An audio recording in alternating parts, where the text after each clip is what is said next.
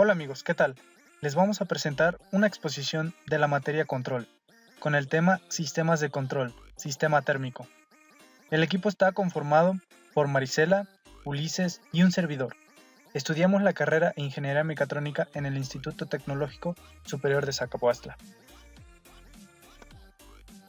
Se va a definir el sistema de control y sus aplicaciones, sus antecedentes históricos, las características de un sistema de control ilustrado en un mapa, diferencias de lazo abierto y cerrado, y finalmente se mostrará un ejercicio del sistema térmico, con su modelo matemático, su función de transferencia y posteriormente la simulación. ¿Qué es un sistema de control? Es una serie de elementos encargados de administrar, ordenar o regular el comportamiento de otro sistema, mejorando productividad, apoyando en actividades repetitivas. Se forman de dispositivos de orden distinto, eléctrico, neumático, hidráulico, mecánico, entre otros. Primero, debemos entender qué es un sistema. En una casa, por ejemplo, en el techo tenemos un tanque con agua. El agua se distribuye a través de una tubería. Si tomamos un baño en la ducha y quiero perturbar el sistema, necesitamos de una entrada, lo cual serán las válvulas o grifos. Si abrimos el grifo del agua, se distribuye teniendo como salida el flujo de agua. Un sistema cualquiera siempre tiene entrada y salida. En el contexto histórico tenemos la historia del sistema de control. Observamos en la línea del tiempo la prehistoria, periodo primitivo, periodo clásico y el periodo moderno. En 1868, la prehistoria del control, se inventó el reloj de agua de los griegos. También el reloj flotante tipo on-off. En el periodo primitivo, Maxwell proporciona las ecuaciones diferenciales muy importantes en sistemas de control retroalimentados.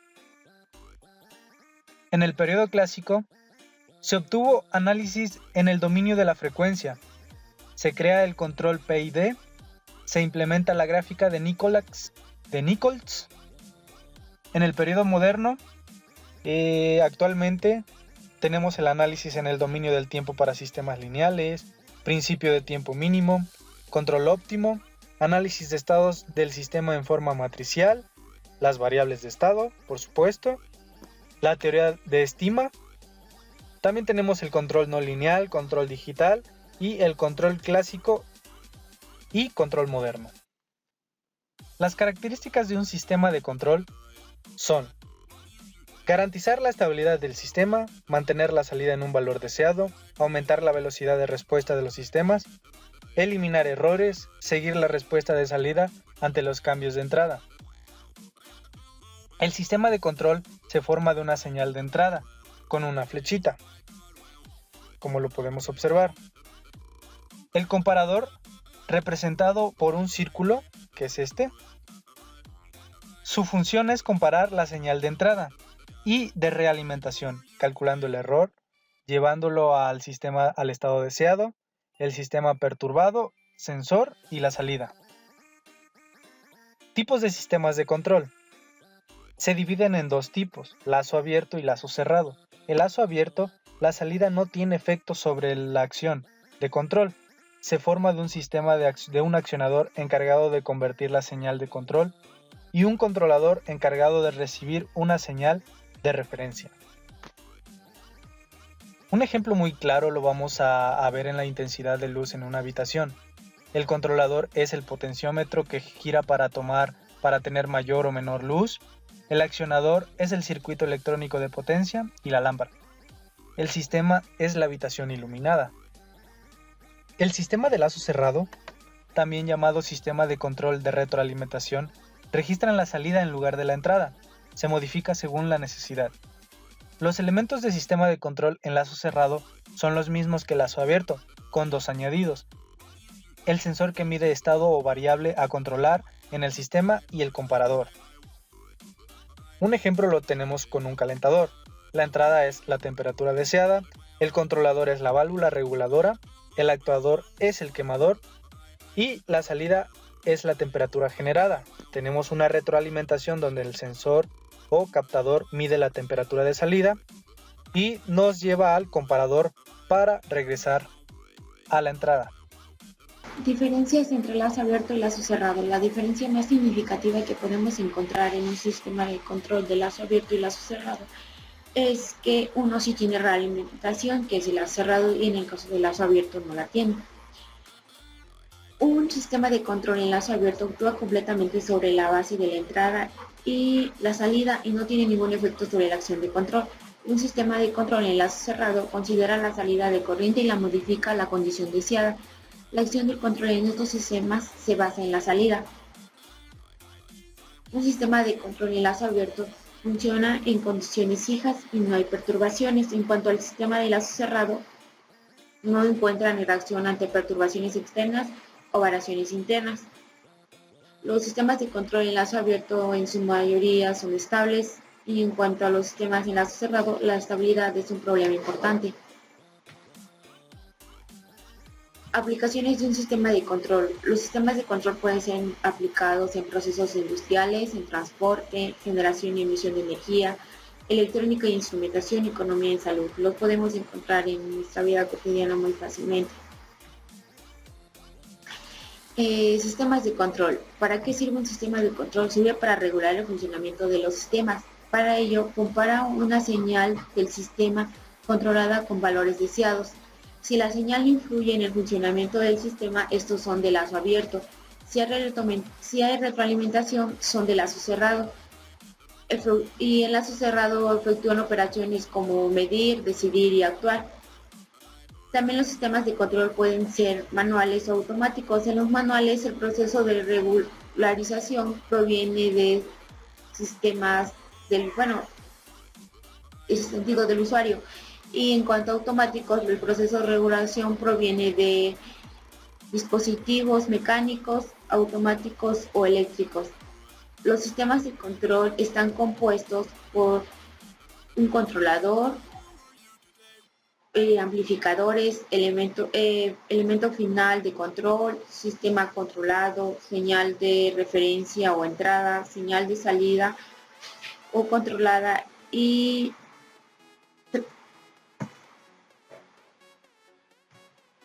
el ejercicio que nos tocó fue del sistema térmico.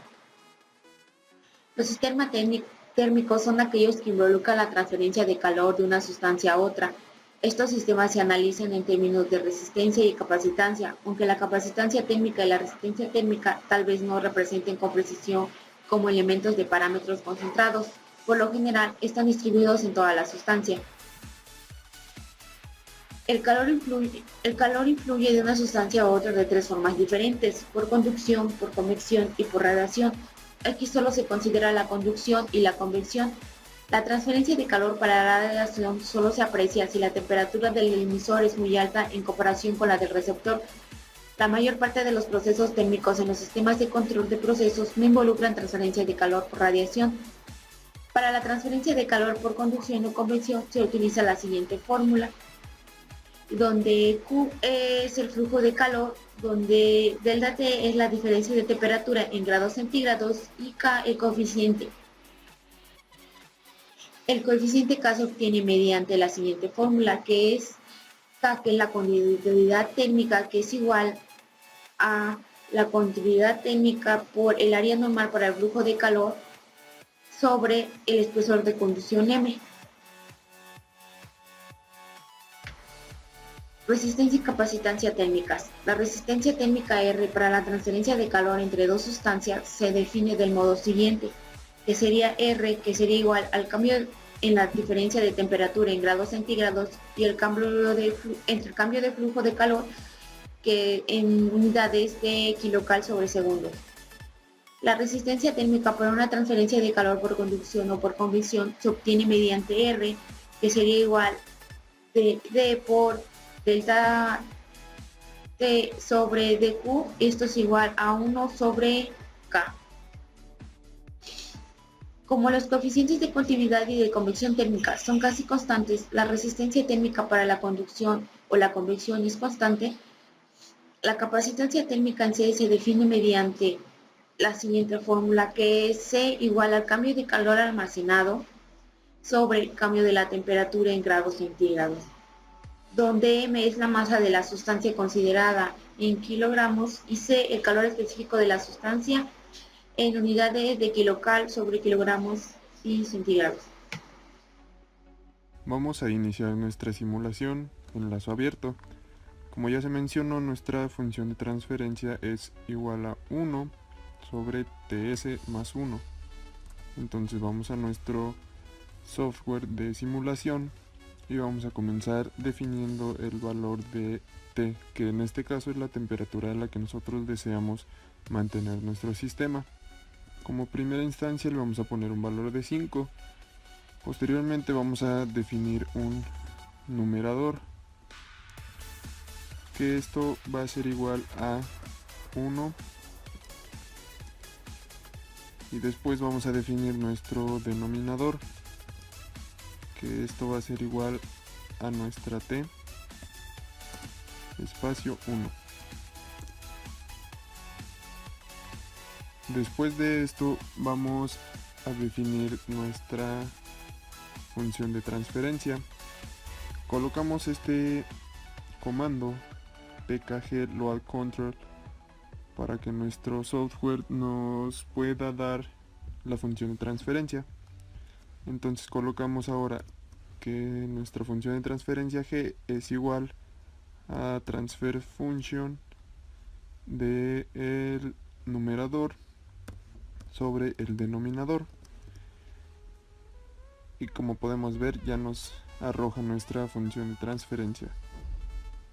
Posteriormente vamos a establecer una señal de excitación para nuestro sistema, el cual puede ser de diferente naturaleza. En este caso vamos a utilizar la señal de excitación escalón, la cual se coloca de la manera siguiente. Vamos a escribir step g. Esto va a hacer que nuestra señal de excitación sea una señal escalón hacia nuestra función de transferencia. Damos enter y a continuación nos va a graficar lo que está sucediendo en nuestro sistema. Como se puede observar, tenemos la gráfica que es una curva, la cual inicia en un valor inicial, que en este caso es 0, y el valor final está situado a cierto tiempo, que es lo que le toma al sistema tomar la temperatura que nosotros le indicamos anteriormente. Después de ese tiempo el valor se mantiene constante, ya que el sistema logró alcanzar la temperatura que nosotros le indicamos. Eso con nuestro valor de T igual a 5. Ahora vamos a definir una nueva T que le vamos a poner 50 grados, entonces podemos tener ahí una mejor explicación acerca del comportamiento. Definimos a nuestra T y como el denominador es el único que tiene la T en sus componentes, vamos a definir nuevamente al denominador. Vamos a generar nuevamente nuestra función de transferencia y vamos a aplicarle la función de excitación en escalón. Entonces vamos a poner step g y observamos la gráfica. Hasta este momento podemos ver que es parecida a la gráfica, pero no es exactamente igual. Como nos pudimos dar cuenta anteriormente, teníamos un tiempo más corto.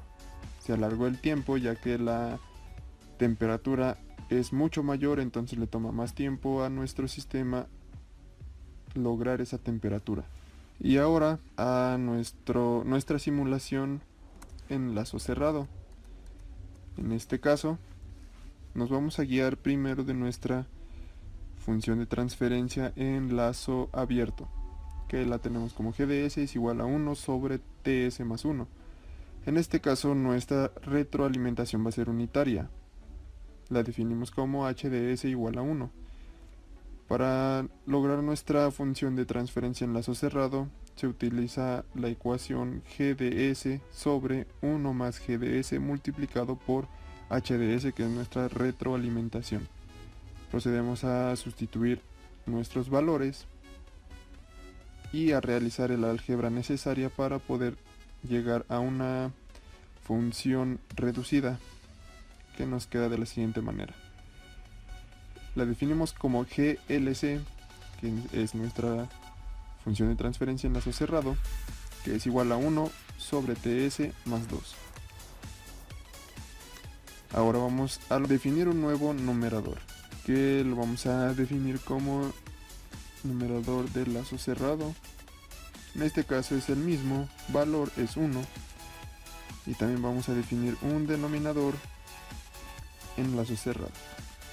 Pero en este caso es 2 en nuestro segundo elemento. Ahora vamos a sacar nuestra nueva función de transferencia en lazo cerrado. Vamos a definirla como GLC. Vamos a sacar la función de transferencia del numerador del lazo cerrado y denominador del lazo cerrado. A continuación vamos a hacer lo mismo de graficar. Vamos a colocarle una excitación escalón. Aquí podemos ver que nuestra función de transferencia en lazo cerrado es muy parecida a la de lazo abierto. Pero vamos a hacer una comparación entre ambas funciones de transferencia, tanto lazo cerrado y lazo abierto. Vamos a graficar también en esa misma ventana y colocamos la excitación de escalón para nuestra función de transferencia en lazo abierto. Y ahí tenemos nuestros resultados.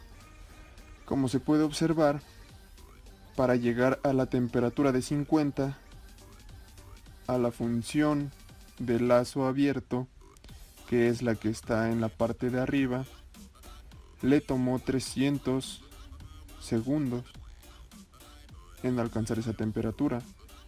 Y para nuestro lazo cerrado le tomó 200 segundos alcanzar cierta temperatura, pero en este caso podemos ver que hay una variación o más bien una pérdida en la temperatura. ¿Esto para qué nos sirve? Esto es llamado error de estado estacionario. Este error de estado estacionario nos sirve para controlar de mejor manera a nuestro sistema. Esto ocurre cuando nosotros retroalimentamos nuestro sistema para poder tener un control mejor sobre nuestro sistema y así tener la temperatura deseada en la salida.